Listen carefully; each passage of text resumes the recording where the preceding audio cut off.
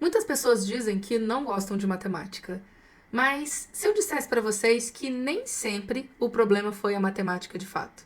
Muitas das vezes a questão é a marca que ficou do ensinamento que veio junto com a matemática. É sobre isso que a gente vai falar hoje, mas não só sobre isso. Eu vou pedir para que vocês ampliem o olhar de vocês para além da matemática, porque esse raciocínio se enquadra em muitos quesitos da nossa vida. E esse é um vídeo que vem, portanto, no Inspira no Flow, em complementação a outros dois posts que eu deixei lá no Instagram. Vale a pena você conferir se você não viu. E lá eu comecei trabalhando a ideia com base em uma experiência que eu tive com meu filho no final de semana passado, em que a gente sentou para estudar ali raiz quadrada a pedido dele. O interesse dele, seguindo esse interesse dele, a gente foi trabalhar com calma, sem roteiros pré-preparados, nem nada disso, e foi uma experiência muito interessante e que me conectou com muitas coisas e veio num viés de confirmação muito grande, principalmente quando eu percebo também a minha experiência pessoal e o que isso gera na minha forma de enxergar tanto a infância quanto a educação. O que eu quero que vocês já entendam, desde já, é que nem toda resistência ao aprendizado nasce do conteúdo. Muitas das aversões são relacionais. Vamos falar um pouquinho disso também, aos pouquinhos. Aguenta um cadinho. O medo, a impaciência, o deboche, a humilhação, a rigidez podem se fixar mais do que o conteúdo em si. Outro ponto também relevante, aqui eu já estou no quarto ponto, desse vídeo, é o que eu tinha falado com vocês, que nem sempre, a gente está falando aqui de matemática, a gente pode falar de leitura e tantos outros campos da vida. Então a gente vai seguir por aqui, essa é a ideia desse vídeo de hoje. E aqui eu quero vir com as minhas experiências pessoais, compartilhando-as com vocês. Eu estava no ensino médio, eu estava ali no segundo ano do ensino médio, quando eu, em troca de desconto na escola, me propuseram ser monitora. Como eu tinha notas boas ali, eu poderia ser monitora de várias matérias, mas a maior demanda da escola era justo o quê? Matemática. Portanto, desde aquele momento, eu passei a ser a monitora de matemática da escola. E ali era interessante porque desde os anos iniciais até as pessoas da minha própria turma, às vezes até o pessoal que já estava no terceiro ano, eles vinham para tirarem dúvidas ali comigo, para a gente trocar ideias e entender como que funciona cada coisa, se preparar para a prova em especial. E aí que chega uma das questões que aconteceram na minha vida. Tinha um professor de matemática, eu tenho algumas situações com alguns professores de matemática, mas vamos lá. Tinha um professor em específico que era um professor muito rígido, que gostava de debochar das pessoas, que não gostava que as pessoas aprendessem, ele gostava da dificuldade, ele gostava das pessoas terem medo ali de reprovarem na matéria dele. Me parecia que essa era a felicidade da vida dele. Provavelmente vocês já conheceram professores assim, aqueles que são conhecidos, entre aspas, ali como carrascos e tal. Fato é que ainda assim eu gostava muito de matemática e não era um problema para mim a figura dele, apesar de me incomodar com as coisas que ele fazia.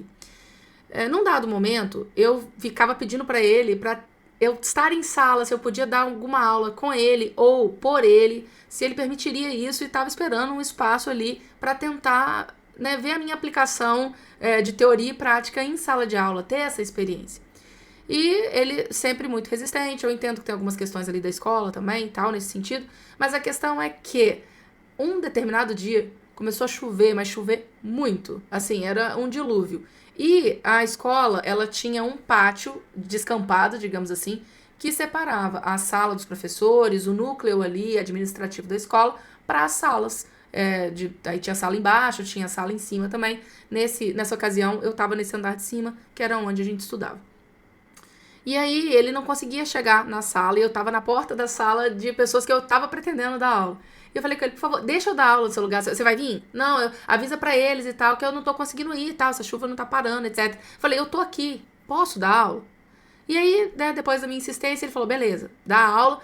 Só que ele não me falou o conteúdo ali, só já entrei na sala e trouxe pro pessoal, olha, hoje eu vou estar aqui, vou dar aula pra vocês e tal. Vamos ver, onde que o professor parou na matéria? E aí eles foram me mostrando onde tinha parado, eu já sabia ali o que vinha na sequência, e aí falei, beleza, vamos aqui trabalhar. E aí trouxe várias coisas ali pra eles, fiz exercício com eles, tirei dúvidas, fui trabalhando muito ali no quadro, através das dúvidas deles eu ia mostrando como se fazia também, pra ver onde estava a dificuldade deles, enfim, a gente teve um processo muito interessante nesse meio do caminho e as pessoas compreenderam aquilo que é proposto ensinar, proposto auxiliar.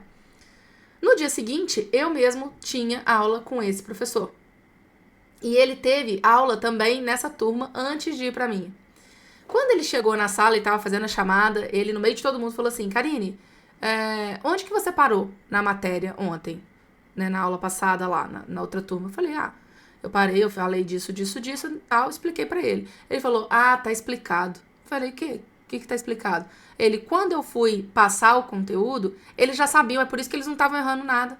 É por isso que eles já sabiam o conteúdo, tá explicado. Mas assim, a cara dele não era de, cara, que legal, né? Eles já sabiam ali, eles absorveram, que legal, você conseguiu passar aquilo que você se propôs, etc. A cara dele era de uma frustração, até de raiva, assim, de meio revolta, tipo, cara, você avançou no conteúdo, não tava esperando isso, porque agora eles sabem fazer. Olha a loucura. O professor, ele tava com raiva dos alunos estarem sabendo a matéria. Essa situação em si me revela algumas coisas. Primeiro, é que há professores que se alimentam do medo, do temor que eles provocam.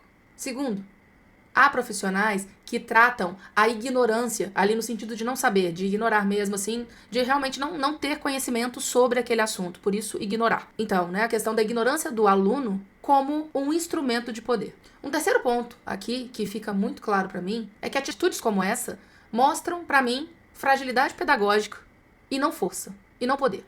Apesar de as pessoas utilizarem isso, nossa sociedade se basear muito no medo, né? As pessoas até hoje, elas confundem muito, tanto em educação tradicional, como às vezes até algumas que se propõem a ser um tanto diferenciadas, no sentido de confundir ali respeito com medo. Então elas vão para punição, para premiação, para chantagem emocional, para várias coisas, ainda que seja num nível, né, um tanto velado, mas isso acontece e isso vai fragilizando a ideia que a criança também tem da própria aprendizagem, do próprio processo. E por isso que muitas vão criando barreiras, resistências e não conseguem desenvolver determinada matéria. Quantos de vocês já deixaram, vocês às vezes não gostavam muito de uma matéria, mas o professor era muito interessante ali, conseguia trabalhar bem com você, tirar suas dúvidas, que você até começava a gostar daquela matéria, enquanto outras matérias você tinha até uma certa afinidade, mas aí vinha um determinado professor que fazia até você desgostar daquilo. Isso mostra que não é só o conteúdo em si. Existe algo relacional, algo que fica em torno desse processo de aprendizagem que impacta e muito no processo de aprendizagem. Diante disso tudo, eu levei para mim, para a vida, e até aquele momento eu não trabalhava com crianças, não tinha a ideia ainda de trabalhar dessa maneira, é que para mim ficou muito visível que ensinar não é manter o outro em dependência. Isso é um ponto interessante porque eu vejo ainda hoje pessoas, às vezes, que se dizem iluminadas, que se dizem preocupar com a humanidade, etc., mas só falam algo quando tem algum retorno financeiro ou em relação a poder. Muitas pessoas que se alimentam da insegurança alheia, que escondem o conhecimento, que dão uma dificultada ali, sabe? Começando a trazer, às vezes, palavras mais robustas também. Passei muito por isso na faculdade em si também. Pessoas que gostam de trazer uma robustez para que aquele conhecimento fique atrás disso.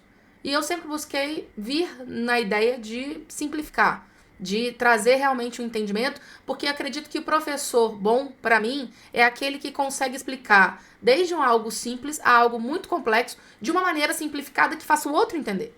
Porque se fosse só para eu entender, não é um processo em que eu tô explicando algo pro outro, que eu tô trazendo algum tipo de conteúdo pro outro, algum aprendizado pro outro. Aí eu fico pra mim, o conhecimento. Isso não faz eu ser uma boa professora. Você é um bom professor quando aquilo que você traz consegue alcançar o outro. Consegue interiorizar no outro e o outro para... entendi, agora finalmente eu entendi isso. Não era tão difícil assim. Um outro ponto também em relação ao educador, que eu entendo como um bom educador, aquele que não se afirma diante da confusão do aluno. E aí, como eu estava falando, né, nesse momento anterior do que ia ser um bom professor, para mim, o aluno entender nunca é caso de diminuir o professor. Muito pelo contrário. Isso confirma a qualidade da mediação proporcionada por esse professor. E outro ponto, né, diante disso tudo, é que se para um profissional ele precisa utilizar do deboche, do medo, da humilhação, do truncamento ali, né, dessa informação ali, chegar de uma maneira que fica difícil de ser entendida, para sustentar a sua autoridade, tem algo muito errado nesse caminho e nessa relação. Outro ponto que eu nem estava pensando em falar aqui, mas conecta com uma situação que eu passei dentro de sala de aula. Então, primeiro como monitora, depois outra como sala de aula, para depois trazer um outro ponto também sobre aula particular. Eu quero trabalhar um assunto que eu mesma passei. Eu gostava muito de matemática, mas eu tinha um problema específico, uma dificuldade, não um problema, uma dificuldade específica quando eu ia trabalhar a ideia de raciocínio lógico, sabe esses problemas que demandam mais uma sagacidade em alguns pontos, não é algo muito literal. Eu tinha certa dificuldade nisso. E eis que, numa determinada prova, eu tinha tirado uma nota ali que foi abaixo do que geralmente eu tirava. Enquanto outras pessoas que tinham um pensamento mais criativo e tal, conseguiram desenvolver aquilo dali. Isso já me deixou entristecida, porque para mim, eu sempre vinculei a minha nota, a minha relevância àquilo que eu demonstrava ali, aquilo que eu conseguia cumprir, sabe assim? O meu valor era muito condicionado à nota. Isso é erradíssimo, é muito triste, mas era algo que acontecia comigo. Esse professor em específico, quando viu, né, foi entregar as provas, ele entregou a prova meio debochando de mim. Ah, você não é boa zona em matemática? Aqui, ó. Isso era um outro professor, tá? Quando eu peguei a prova e vi ali, eu comecei a ficar muito triste. E o professor, vendo aquilo dali, ele começou a ficar em cima de mim, mais ainda, e ridicularizando. Até o ponto que eu comecei a chorar em sala de aula. E o professor, no primeiro momento, ficou debochando. Ah, vai chorar ainda, pelo amor de Deus, isso aqui. E aí que ele viu que eu tava realmente nesse processo, assim, que eu tava muito triste, ele percebeu que exagerou, aí ele veio tentar fazer uma reparação emocional. Foi só nesse momento que ele percebeu ali e ele parou com aquilo, mas aquilo foi algo que me marcou bastante. Tanto é que aqui, eu não sei quantos anos depois desse episódio, é algo que me marcou. Um terceiro ponto que eu vou falar da questão de aula particular e que deriva também da monitoria em si, é que tinha um menino que tinha muita dificuldade em matemática. E ele ia sempre na monitoria, eu estava ali à disposição, etc. Mas a mãe dele procurou a escola para ver se eu poderia dar aula particular para esse menino, para ele continuar aprendendo ali, porque ele estava aprendendo muito comigo. A escola veio e trouxe para mim, né, essa possibilidade, e eu ainda não era maior de idade e tal, eu precisava de uma aprovação ali, né, dos meus pais para conseguir ir, porque também era em horário além, né, da escola e tal.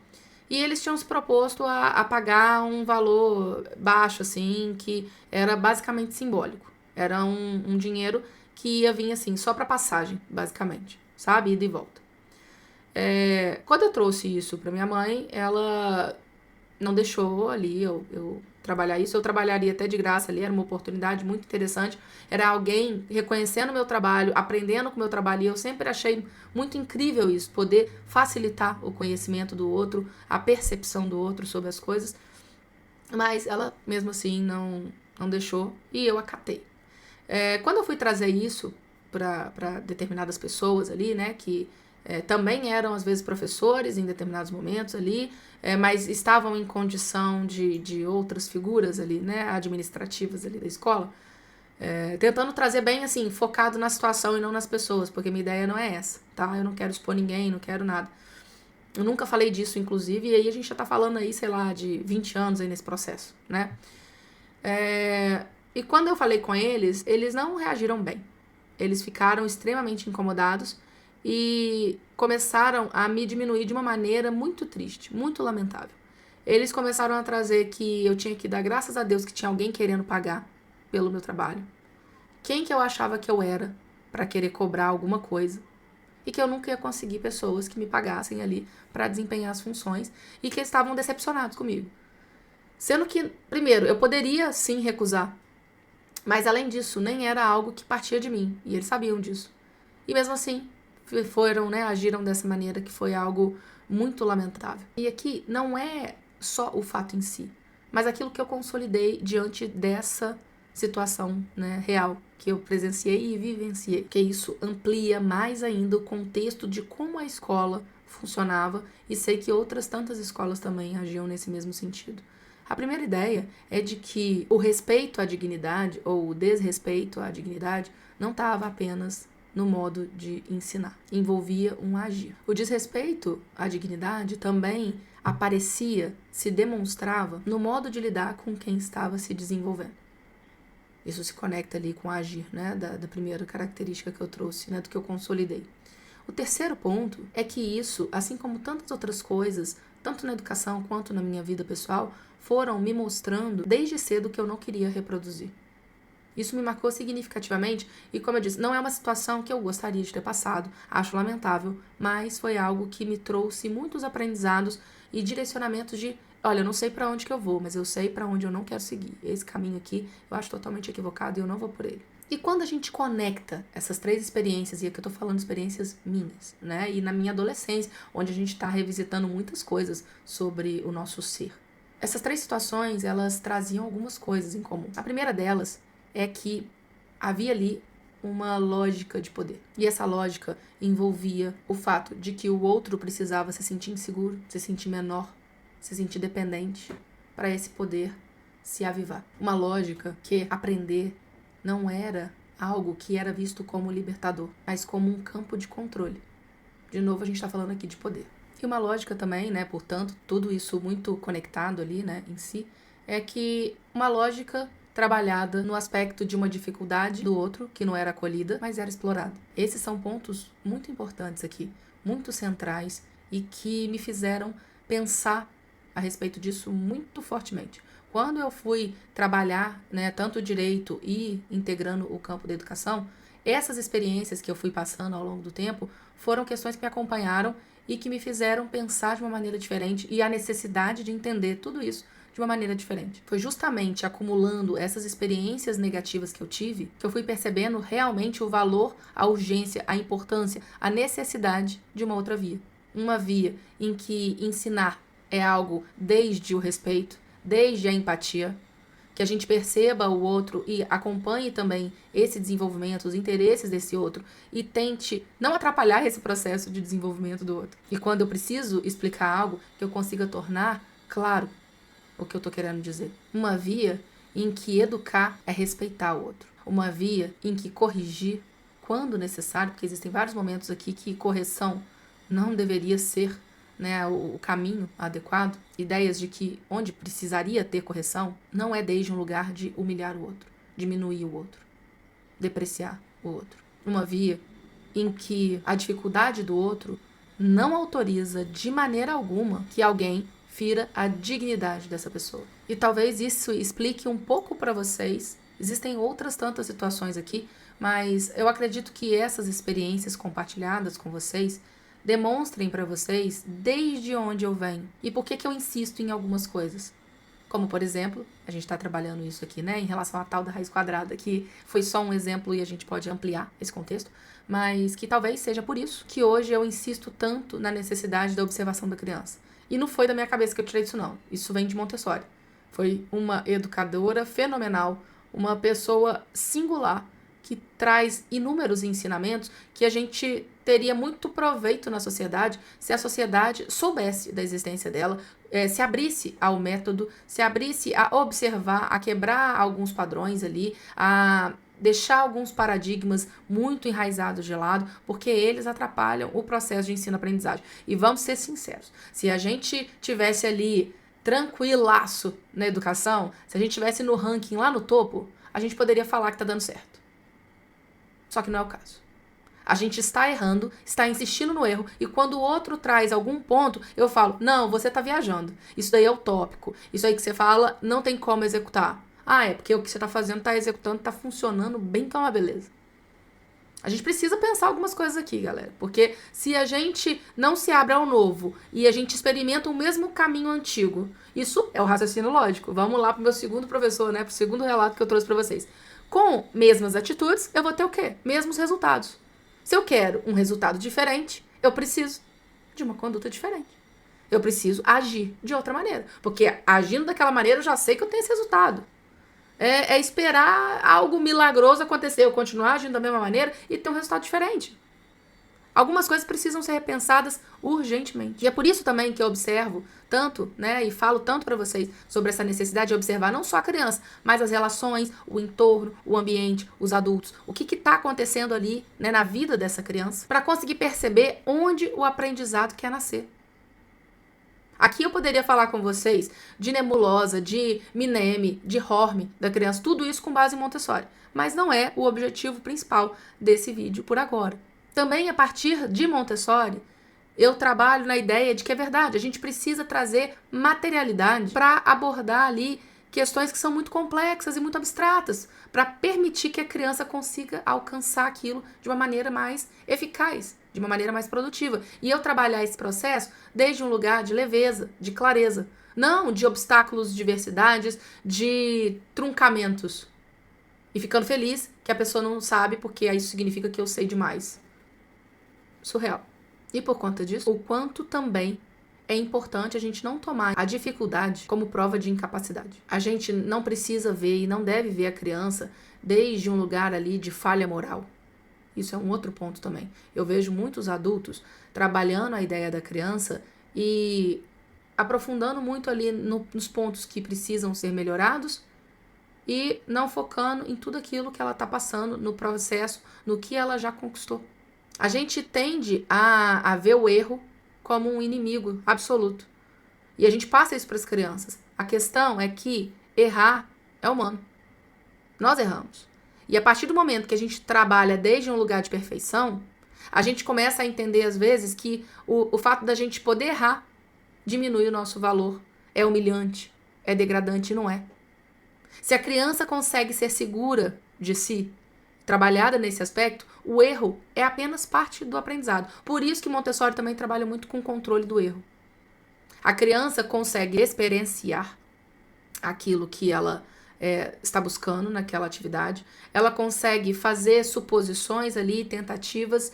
Quando algo não vai bem, ou não está encaixado, por exemplo, no lugar certo, ou não é o que deveria ser feito, o próprio material, a própria atividade traz que tem algo que precisa ser reformulado ali. E a partir desse momento, essa criança começa a verificar o processo e tentar entender onde que está o equívoco daquilo dali e conseguir chegar, de fato, onde precisa chegar.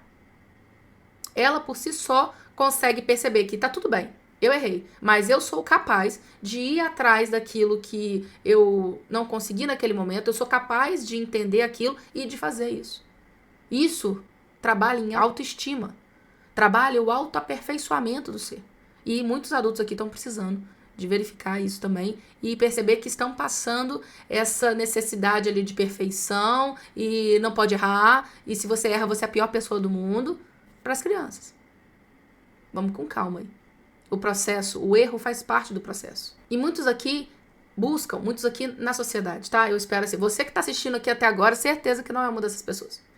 Você tá indo no caminho, tá buscando, tá? A questão é que também muitas pessoas trabalham isso na falha, na impaciência, em tantas outras coisas e esquecem de trazer presença e de trazer respeito. Se você não tem presença, se você está indisponível emocionalmente para essa criança, a gente não constrói nem vínculo, nem conexão. O processo não flui bem. A intimidade ali, né, nessa intimidade ali relacional, ela acaba facilitando ou dificultando esse processo.